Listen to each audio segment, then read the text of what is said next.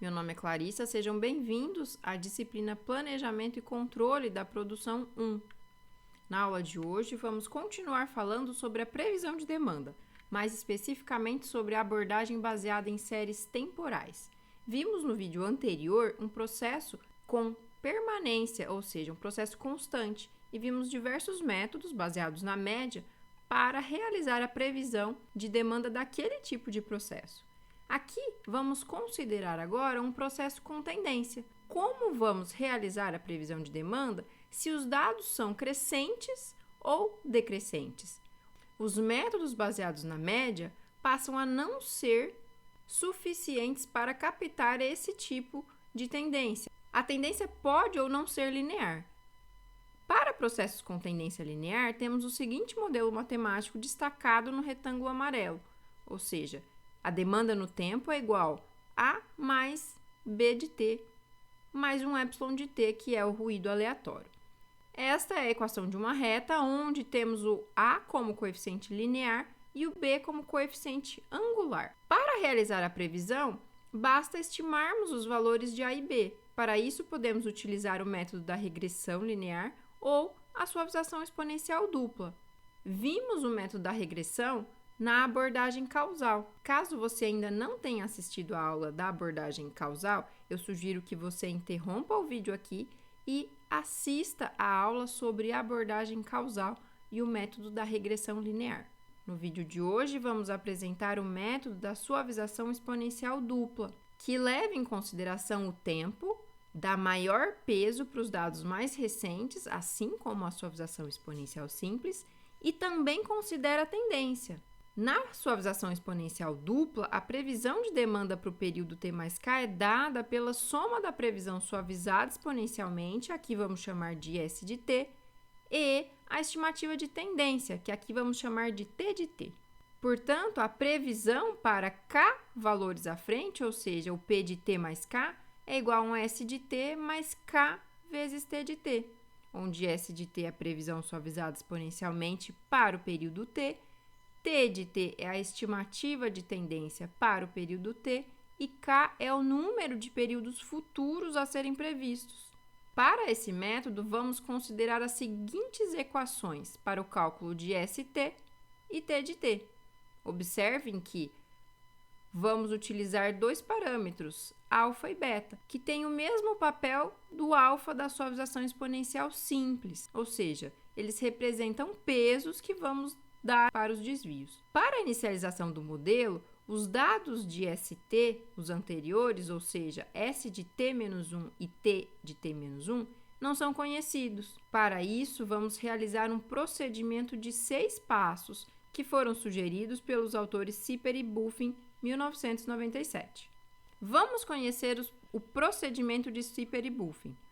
O primeiro passo consiste em dividir os dados reais existentes em dois grupos, com a mesma quantidade de dados. O segundo passo é calcular a média dos dois grupos.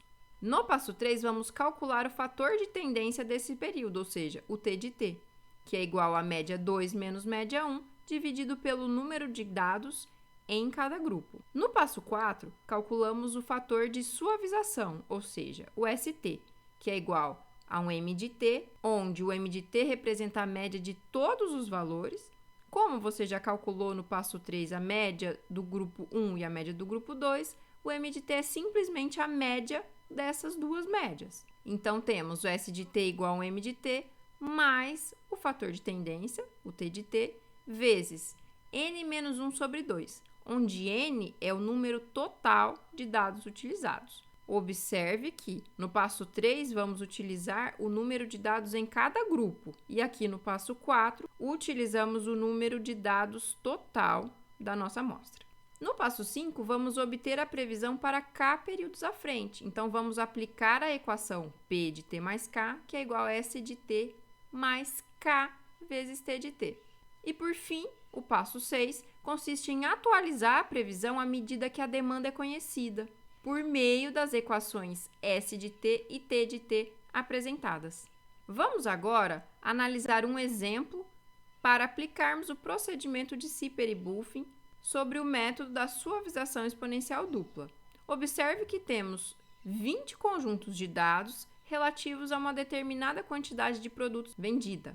Temos duas solicitações na letra A para encontrar a previsão para os períodos 21, 22 e 23 e na letra B, realizar a previsão para os períodos 22 e 23, considerando que a demanda do período 21 é conhecida e igual a 360. Aqui vamos considerar os valores de alfa e beta iguais a 0,1. O primeiro passo consiste em dividir os dados reais existentes em dois grupos, com a mesma quantidade de dados. Então, o grupo 1 vai do período 1 ao 10 e o grupo 2 do período 11 ao 20. Aqui temos um n pequeno igual a 10, ou seja, eu tenho 10 dados em cada grupo e um total de 20 dados. No passo 2, vamos calcular a média desses dois grupos. Média 1 é igual a 167,2 e média 2 igual a 285,7. No passo 3, vamos calcular o fator de tendência, o t de t. Como temos 20 conjuntos de dados, o meu t de t é igual a um t 20. Aqui vamos aplicar a equação do t de t. Então, temos T20 é igual à diferença entre as médias, ou seja, 285,7 menos 167,2, dividido pelo número de dados em cada grupo, que é 10, o que nos dá um T20 igual a 11,85. No passo 4, vamos realizar o cálculo do fator de suavização dos 20 dados considerados nessa amostra, ou seja, vamos calcular o S20.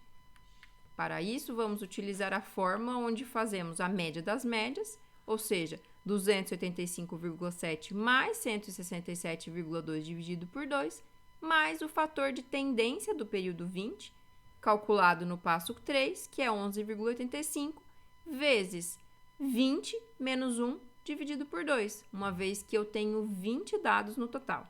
O S20 é igual a 339,03. No passo 5, vamos encontrar a previsão para os períodos 21, 22 e 23. Vamos considerar os cálculos realizados até o momento.